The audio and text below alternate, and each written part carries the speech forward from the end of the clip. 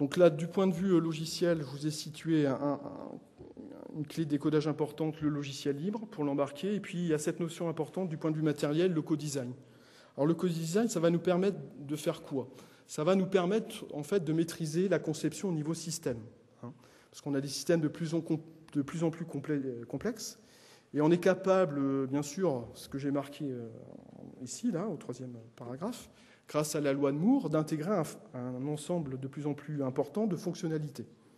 Donc on va travailler au niveau d'un seul composant, donc on va essayer de tout mettre dans un composant, et puis on va avoir cette approche système. Donc ce qu'on va appeler en fait le système sur silicium, le SOC, ou bien sur le système sur composants programmables, le SOPC, qui est plus simple pour, on va dire, l'enseignement, puisqu'on s'amuse à reprogrammer son composant à chaque fois que je conçois un système.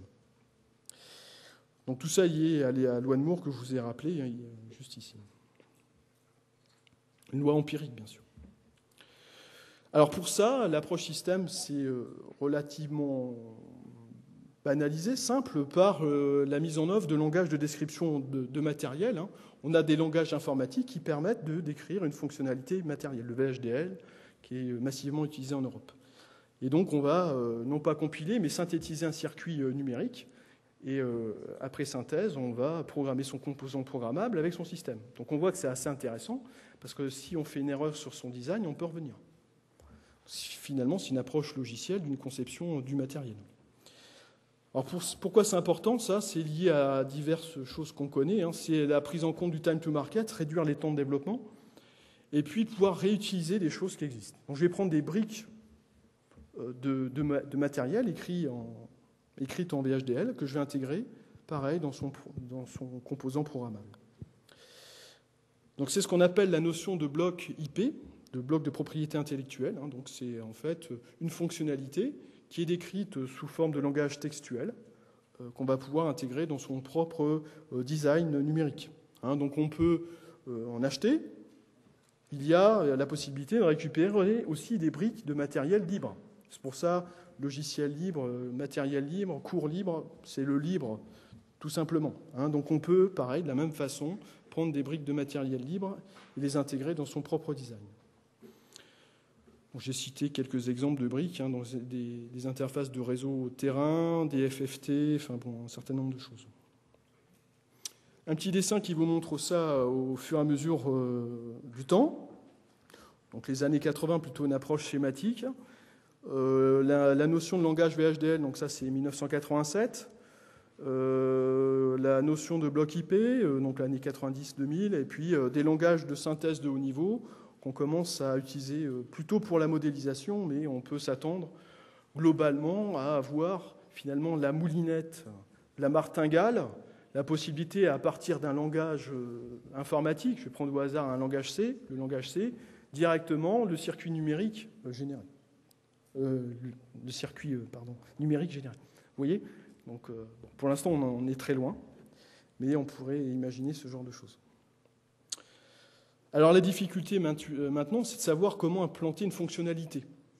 Par exemple, vous voulez implanter un algorithme de compression vidéo, il y a deux approches possibles. Soit je le fais par matériel, bien sûr, c'est plus rapide, mais c'est plus cher, parce que le temps de développement sera peut-être plus important. Ou par logiciel, ça sera bien sûr plus flexible, mais plus lent, parce qu'on a une logique programmée, et non pas câblée. Donc il faut s'amuser finalement à jongler avec ces paramètres par rapport à la complexité et puis les coûts que vous voulez mettre en œuvre dans votre système.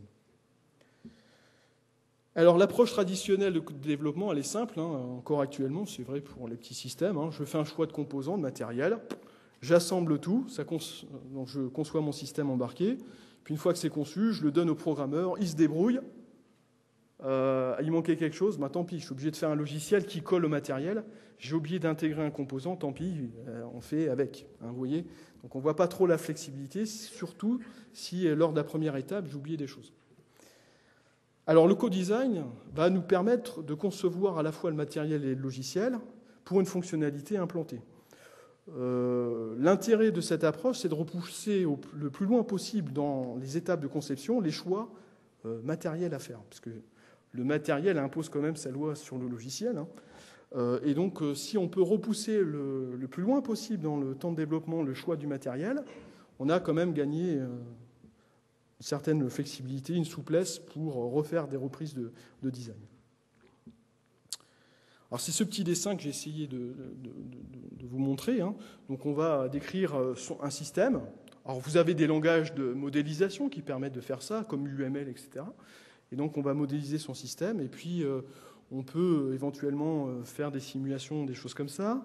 Et puis à un moment, donc si je pars sur des composants programmables, on va repartir sur les outils qui sont généralement fournis par ou vendus par des fournisseurs de composants programmables, où vous allez faire le partitionnement matériel-logiciel. Donc ça va diverger le plus tard possible dans les étapes de conception, avec à gauche la compilation du logiciel et à droite la synthèse du matériel que vous mettrez dans votre composant programmable et puis l'intégration de l'ensemble. Alors cette approche composant programmable, SOPC, bien sûr, c'est bien pour faire du maquettage. Tous les fondeurs de silicium vous permettent, moyennant un coût, de passer à ce qu'on appelle un ASIC, c'est-à-dire un circuit intégré à application spécifique, qui sera mis en dur. Hein, c'est comme si vous avez fait un calque en dur de votre application. Donc ça, c'est intéressant parce que ça permet de réduire les coûts des composants. Hein, donc si vous faites plusieurs millions de composants, le FPGA, c'est quand même nettement plus cher qu'un ASIC, et on a la possibilité de faire un composant spécifique par le fondeur de silicium adapté à son besoin. Et donc là, on a des coûts plus faibles. Alors, les avantages du co-design, hein, donc pour la conception des systèmes embarqués, c'est l'amélioration des performances. Hein. On peut faire du calcul parallèle, une architecture spécialisée, développer des coprocesseurs mathématiques ad hoc par rapport à son application.